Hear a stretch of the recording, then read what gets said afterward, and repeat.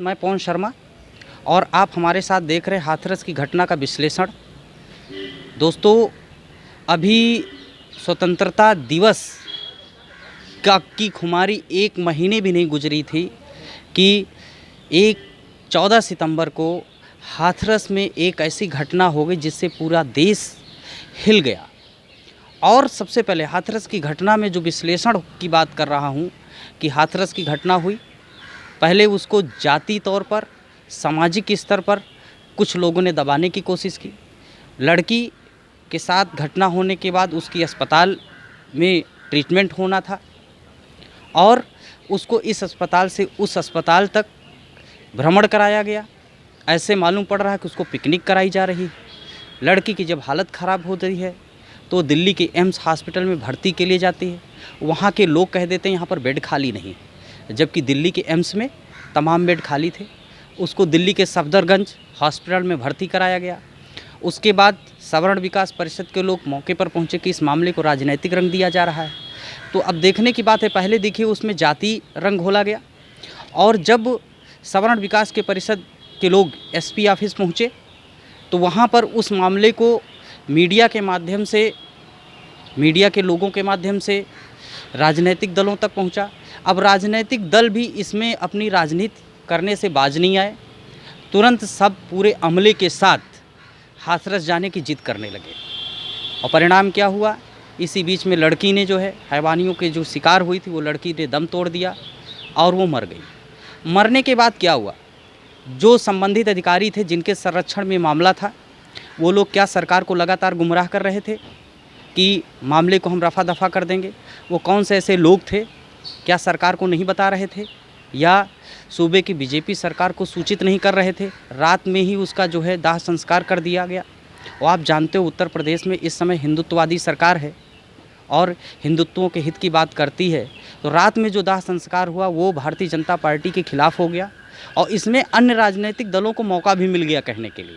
वो तमाम राजनीतिक दल वहाँ पहुँच गए और जब राजनीतिक दल पहुँचने लगे तो किसी ने और सलाह उसमें दे दिया कि ऐसा है कि वहाँ पर जमावड़ा कम लगे और जमावड़ा कम लगने का परिणाम ये हुआ कि सरकार के जो कुछ अधिकारी थे, जो डीएम और एसपी थे, डीएम हाथरस ने पर शायद डिसीजन ले लिया कि वहाँ मीडिया का प्रवेश नहीं करने देंगे और मीडिया का प्रवेश जो ही प्रतिबंध हुआ तो उसमें नई बातें आने लगेगी। अब ये लड़ाई मीडिया वर्सेस सरकार हो गई, मीडिया वर्सेस सरकार हो गई। अब सरकार के हाथ पैर फूलने लगे। अब उसमें अन्य लोग उसमें त्रिकोणीय श्रृंखला में आ गए, आरएलडी भी आगे उसमें शामिल हो गई, सपा भी शामिल हो गई, कांग्रेस पहले भी उसमें प्रयास कर चुकी थी। अब सवाल इस चीज़ का बनता है कि जो राजनीतिक दल थे अपनी राजनीतिक रोटियां तो सेक चुके, अब फिर मामला सरकार के पास पहुंचा, सरकार ने उसे सीबीआई जांच के आदेश दे दिए हैं। यानी कि अब उस लड़की के न्याय मिलने की जो गुंजाइश है, न्याय की जो भरपाई होगी, उसको जो न्याय मिलेगा पुनः वो सरकारी संरक्षण में मिलेगा। तो अब ये देखना है क्या ये जो राजनीतिक दल वहाँ गए हुए थे सीबीआई जांच या उसको जो अपराधी हैं उनको न्याय दिलाने तक, उनको जेल की सलाखों तक भेजने के पीछे तक क्या सभी राजनीतिक दल ऐसे खड़े रहेंगे? और एक बात और, हाथरस की घटना से एक और सीख मिलती है। इसी तरह की घटना बलरामपुर में हुई, वहाँ पर तमाम राजनीतिक दल क्यों नहीं गए, ये सोचने का विषय।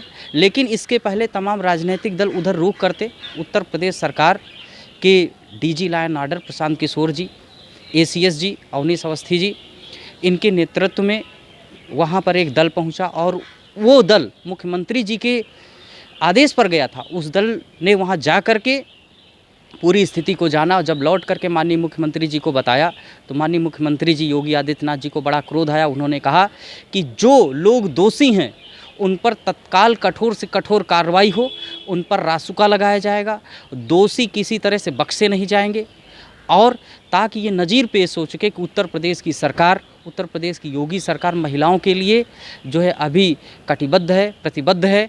और जैसा उन्होंने कहा था कि हमने एंटी रोमियो स्क्वाड बनाया था जब उन्होंने शपथ ली थी, उसके जस्ट कुछ ही दिन बाद एंटी रोमियो स्क्वाड बन गया था। और एंटी रोमियो स्क्वाड की जिम्मेदारी ये थी कि महिलाओं पर होने वाले या महिलाओं पर अत्याचार होने की जहाँ जहाँ संभावना है वहाँ पर ये दल भ्रमण करेगा और महिलाओं को सुरक्षा प्रदान करेगा। तो दोस्तों इसमें अंत में एक बात समझ में आने वाली है कि वो कौन लोग थे जो सबसे पहले मामले को जातीय रंग दिया, फिर वो कौन से लोग हैं जिनके इशारे पर सरकारी लापरवाही हुई, फिर कौन से ऐसे राजनीतिक दल हैं जो वहाँ पर जा कर के पहुँच करके उन्होंने इसको राजनीतिक रंग देने की कोशिश की। उसके बाद मीडिया का जो रोल उसमें आ गया, मीडिया को कौन से लोग थे जो प्रतिबंधित करवाया। ये तमाम तरह के प्रश्न हैं जो सीबीआई जांच के बाद मिलने की उम्मीद है। और हट करके एक सबसे बड़ी बात यह है कि असली गुनहगार कहाँ है और कौन है। ये तो बात सच है कि एक लड़की के साथ हैवानियत हुई जो मर गई, वो मासूम थी, वो एक गरीब परिवार से थी। आखिर उसके परिवार को सुरक्षा भी चाहिए और उसके परिवार को न्याय भी चाहिए। अब ये देखना है कि उसके परिवार को न्याय मिलने तक कितने राजनीतिक दल उस परिवार के साथ खड़े होते हैं या सभी का अपना अपना लाभ मिल गया है वो लोग चले जाएंगे। और मैं तो सभी मीडिया कर्मियों से, सरकार से गुजारिश करता हूं कि जो संबंधित दोषी हैं उनकी अच्छी तरह से जांच हो करके उनको जो है, जो मासूम जो मर गई है उसको, गुड़िया को न्याय मिलना चाहिए। जय हिंद, जय भारत।